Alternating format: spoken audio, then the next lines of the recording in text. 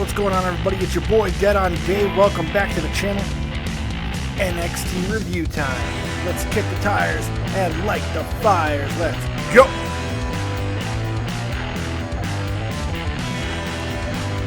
Cut the music.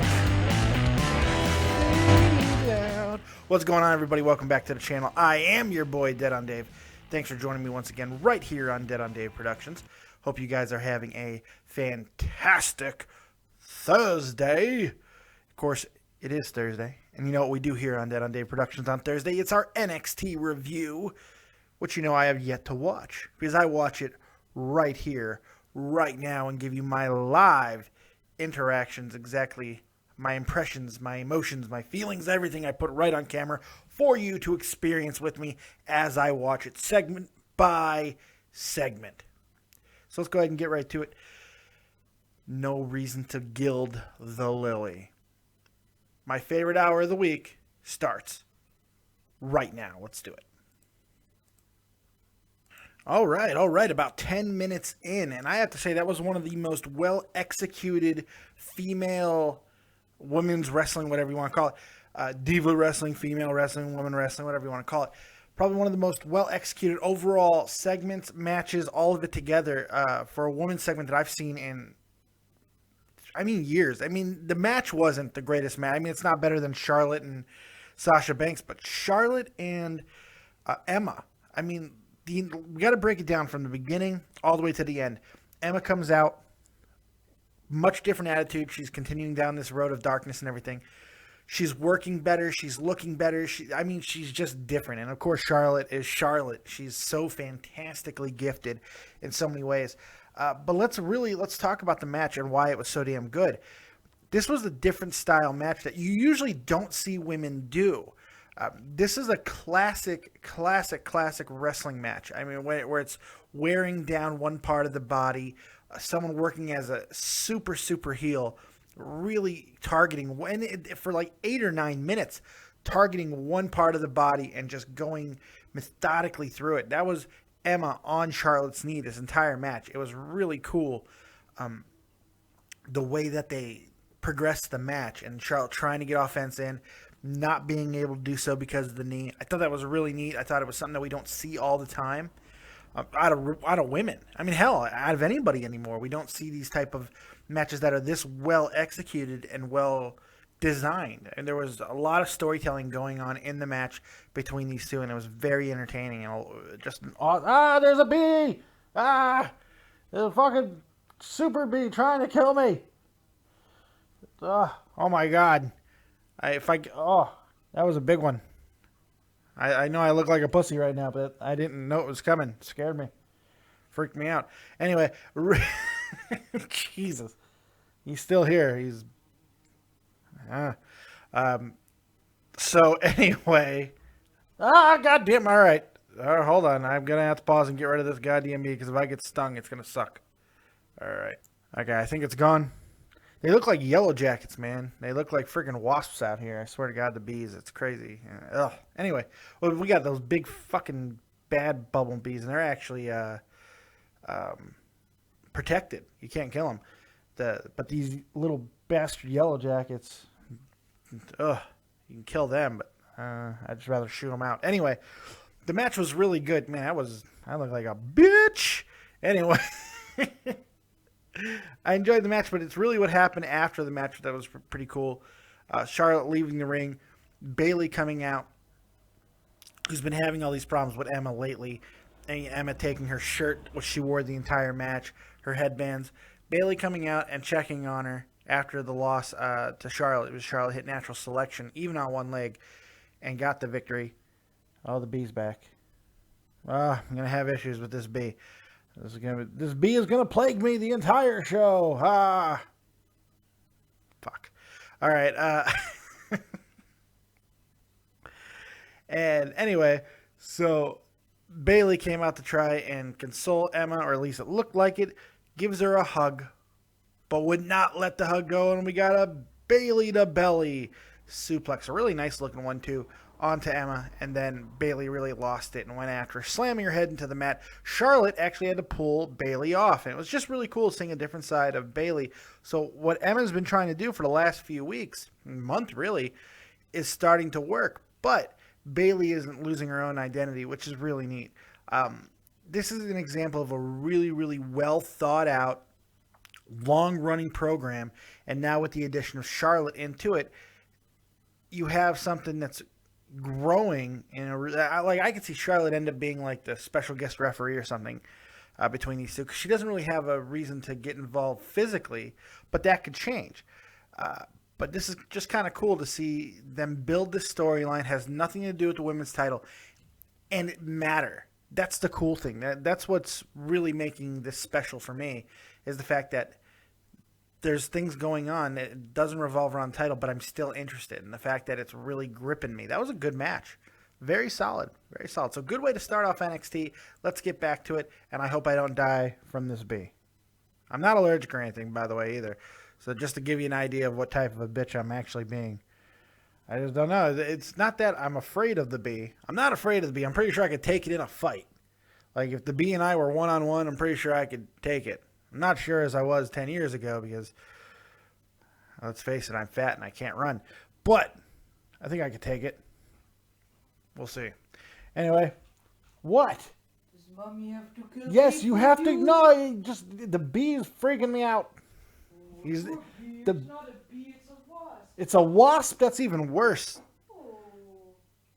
Wasp. Rich bees. Get it? See what I did? Wasp. Daddy's scared. Get it? You know what a wasp is? Nobody knows what a wasp is. Anyway, yeah, it's a wasp. What? No, you don't have to kill the damn thing. I gotta get someone to get it out. Well, you're interrupting my show. So's the bee. Don't be so Can I scared. just let me? I'm not scared. I'm not scared of the bee. There's no fear of the wasp. No, you see, you're not even doing a good job. Anyways, Put it in your face.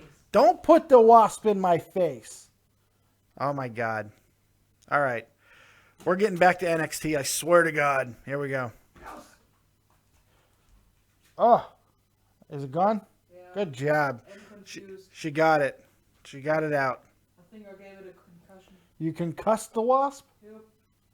She's sitting on the ground and wiping her face like crazy. Anyways, back to NXT. I'll see you on the flip side of the next segment. Oh, God.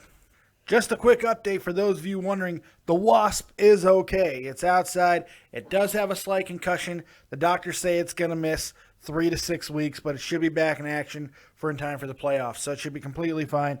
Don't worry about it. The Wasp will be back in time for the playoffs. It's got some kind of upper body injury, maybe a concussion. Preliminary reports suggest that 3 to 6 weeks will be the length of time that the Wasp will miss. So stay tuned for updates because they're coming soon. We'll be right back when I get done with the next segment on NXT. Here we go. So about 13 minutes in, and we just got a in-depth look at Becky Lynch. And you know what? It was eye-opening. Seeing her roots in NXT and her story about everywhere that she's wrestled in the world. That was really cool. Seeing how she came into NXT, which I did not see. I really wasn't watching NXT at the time. Seeing her doing the little jig in the green outfits and stuff, that was pretty crazy. So it was kind of cool to see all of that happen and get a really cool look at Becky Lynch. Made me care about what was going on with the women's title. So that's pretty neat and exciting. So that was a cool segment. And it seems like they're really giving a shot to really push Becky. So we'll see where that goes. Back to the action. 19 minutes in. Holy shit. I don't think I've been entertained that much during an interview, let alone a Michael Cole interview in a very long time. That was intense. Him and Kevin Owens. My God. That was an intense interview. Michael Cole really pushing some buttons on Kevin Owens, and he did not like it. That guy is going to be a friggin' star. You watch the entire thing, man. That was so cool. They're going back and forth trying to get the answer to one question.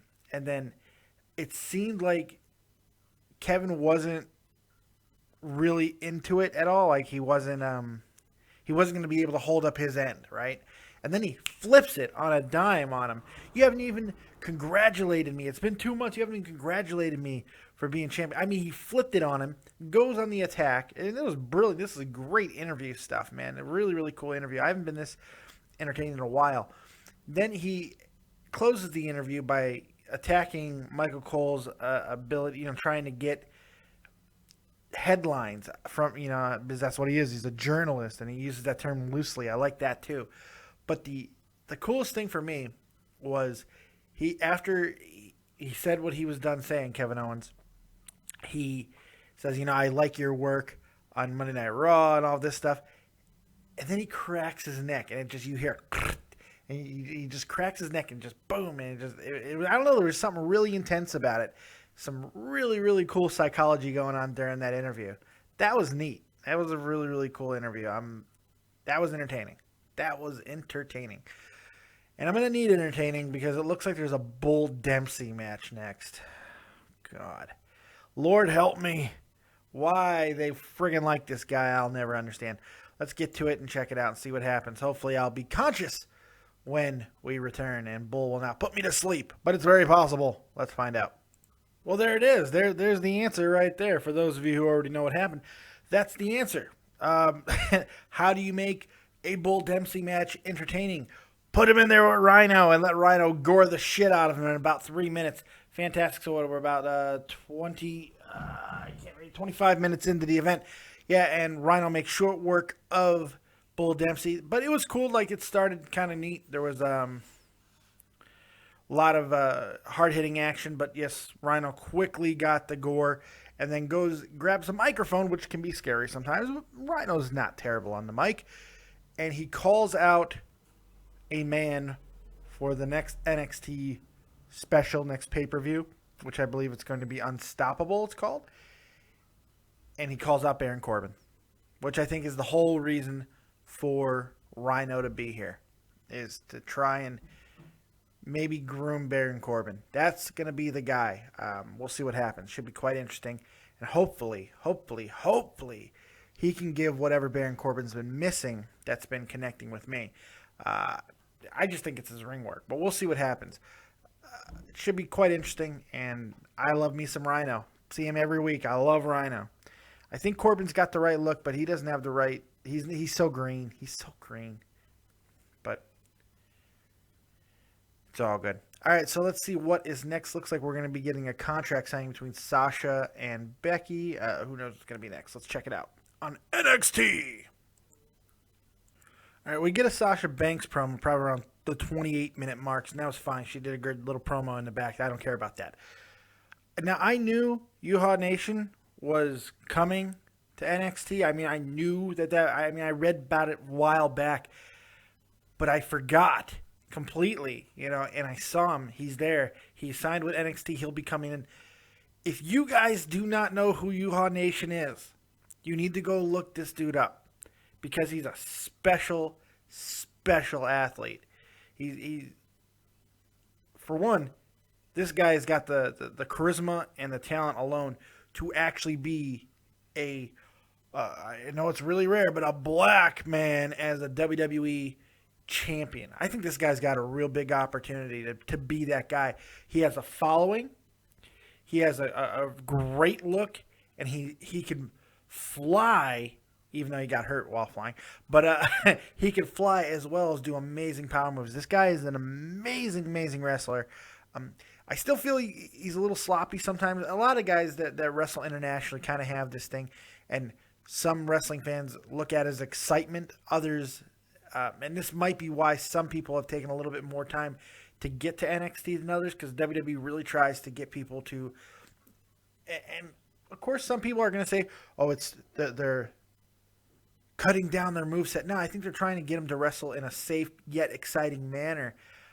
Now the question is, are they going to be able to do that with Yuha Nation? And if they do, are people going to be like, well, they've just taken everything that's special about the guy and turned it into because that's bullshit. That's craziness.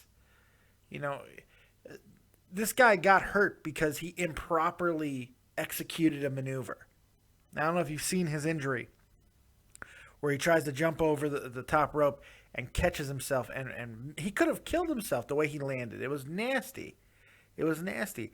And that's what WWE tries to prevent with the whole Performance Center idea, to get exciting talent from around the world and bring them together in an exciting manner. Now what? So this guy, so he's 4 years younger than me. He was born in like 87, so he's 4 or 5 years younger than me.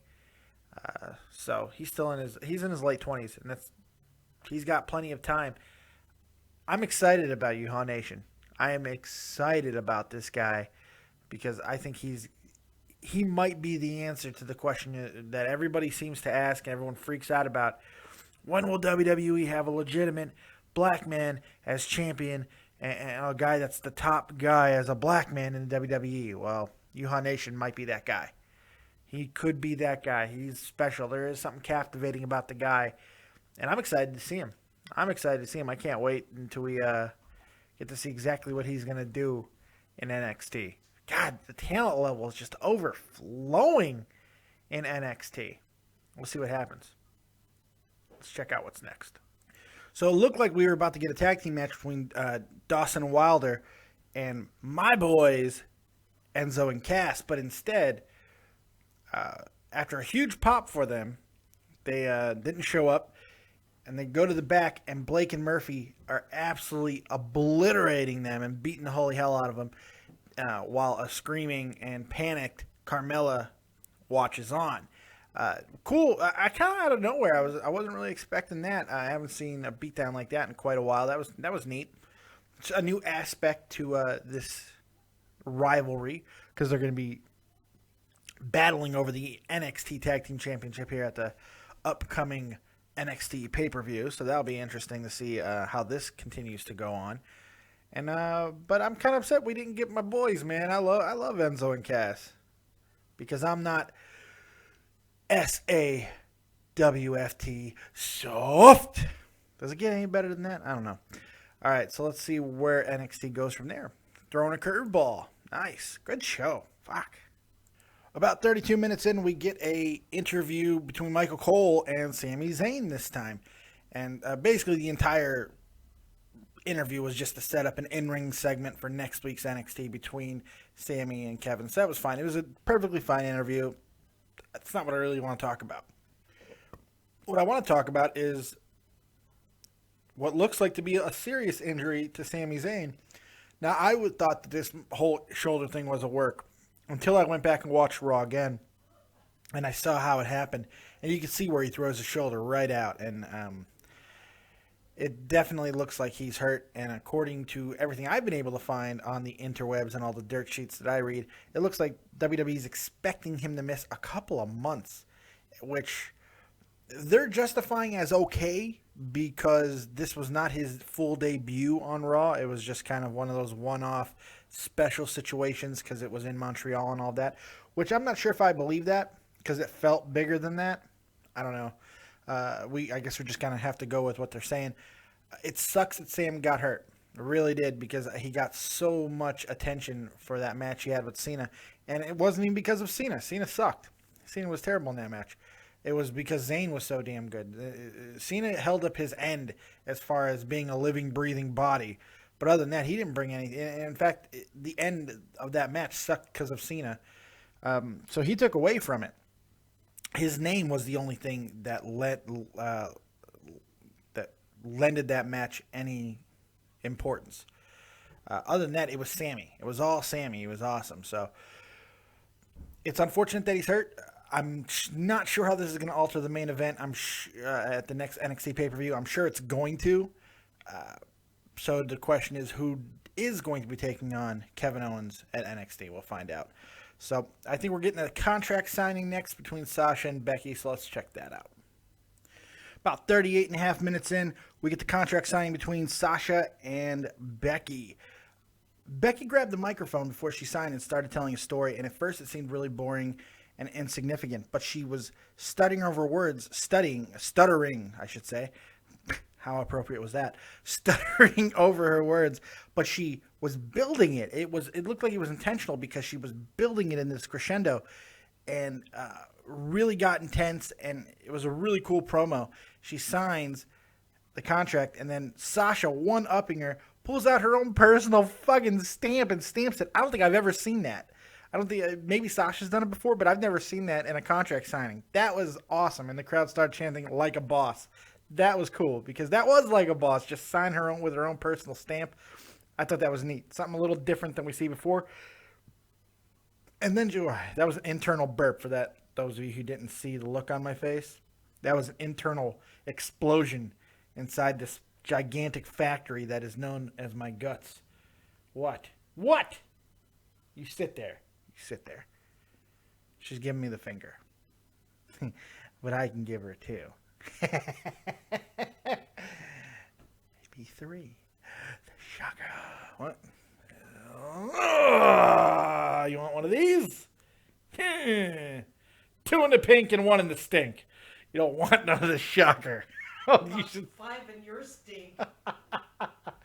She just gave me one of these. 5 in the stink for me. Yeah, I'm in hell. Anyway. No, it was a good segment. Really, really funny at times, intense at others. Sasha standing on a table with her foot on Becky's head. That was cool. And then Becky does get the advantage and almost rips Sasha's friggin' arm off. So that was a really, really cool segment. Made this match matter a little bit more. I'm excited to see it at NXT TakeOver. All right, let's see what's next on NXT. Great show so far. About 42 minutes in, Alex Riley with a pre-recorded message saying basically that he's a little disappointed that all the fans have kind of turned on him a little bit, and he has to go have another knee surgery, and we may not be seeing him for quite a long time. He did also allude to a possible feud in the future with Sami Zayn, so that was quite interesting as well. So we'll see where that goes. I hope that A-Rai is okay. I hope that his knee surgery goes well. I like him in the ring. He has a weird look to him. He looks like an old man. That's probably the biggest problem with Alex Riley is he looks like he's 57, and he's really leathery looking, and it's kind of weird. But it was good to see him in a different way, instead of Riley rage all the time. So let's see what's next there for NXT, and I hope Alex Riley gets well soon. We'll see. About 44 minutes in, we get a backstage promo with Dana Brooke talking about how basically she's pissed off that Charlotte got a commercial over her, and so she's going after Charlotte. So obviously that answers my question from earlier. Charlotte will not be involved in the Emma Bayley storyline. Instead, it looks like she will be thrust into a new feud with Dana Brooke. At first, I was a little hesitant. I was like, oh, God, did they really want to put her in there with Charlotte? Charlotte might make her look bad, but at the same time, maybe the best way to give this girl some. That was my toilet in the background because my wife has no concept of closing a door. Yeah. Yes, the world heard you take a dump. I just peeked. Rude Germans. Anyway, there's probably. I think it would be good for Dana to have a nice little rivalry with Charlotte. It could really train her up on everything that she needs in the ring, working with one of the best. So we'll see how that goes. Main event time, Tyler Breeze, Hideo Itami, a match we've seen over and over and over again. I'm not tired of it, but we have seen it a lot. It looks like Finn Balor is out there on commentary or just watching the match, whatever. We'll see what happens because the three of them will be having a triple threat for the number one contendership. I believe that also happens at the pay-per-view. So we'll see where that goes. Let's check this match out between Hideo Itami and Tyler Breeze. Prince Pretty. End of the show. Wow. Man, Hideo Itami, Tyler Breeze. Once again, solid match. These guys always work well together. I was wondering what they were going to do to kind of add something new to the match. Well, having Finn Balor out at ringside was a huge addition because of course, he got unintentionally kicked the shit out of by Hideo, which was cool. And then, Hideo goes back and gets the clean victory over Tyler Breeze. Then Finn Balor gets involved. He comes in after Tyler Breeze ambushes Hideo Itami after the match. Finn clears house. And it looked like he was going to attack Hideo, but it looks like he starts to help him up. And as he does so, Tyler Breeze, once again, out of nowhere, super kicks him and hits the beauty shot on Hideo Itami for Tyler Breeze given the opportunity to shine at the end of the night. Great match, great ending, good segment. Man, it was a lot of fun. This match is going to steal the show. Those three guys are going to absolutely tear it down. Tyler Breeze is developing into a top NXT competitor, and he's going to be a very good WWE superstar as well. And I think that's kind of the surprise. Nobody really thought that Tyler Breeze was going to develop into this type of an athlete, but he has, and it's a really great performer. Unbelievably great show, man. I give this NXT a 9 out of 10. It was almost perfect. If you go back from the beginning and watch it all the way to the end, there was just so much diversity. Maybe not there wasn't the epic multi-kick-out, super crazy dives all over. There was nothing like that. But it didn't need to be. Every match was solid and with purpose. Highly entertaining, and there was a great build towards the pay-per-view. All the segments served the purpose. I mean, there was just no wasted motion, no wasted movement throughout the entire show. And that's what you want to see. That's what makes NXT so special. So, great episode, highly entertaining. I enjoyed it very, very highly. So, hope you guys did as well. Make sure you guys check out the rest of the channel. And, of course, everybody within the community, give the great Tommy C over in Shot from the Point. Monday through Thursday, I'm also there with him on Shot from the Point doing In the Crease with Tommy C. I wasn't there last night, still recovering from my drunken escapade the night before on Tommy C's bachelor party, which I want to say thanks to everybody for supporting that show. 5 hours. I mean, so many people called in. So many people were in the comment section almost the entire time. So that really meant a lot to Tommy and I, and we are planning on doing more things like that in the future because it was just so much goddamn fun. So I hope that you guys continue to check that stuff out. Also, Joe Cronin. Joe Cronin's doing all kinds of stuff this week. He's been having videos, getting all the big news. I'm also going to comment on some of the bigger news that's been out there. But other than that,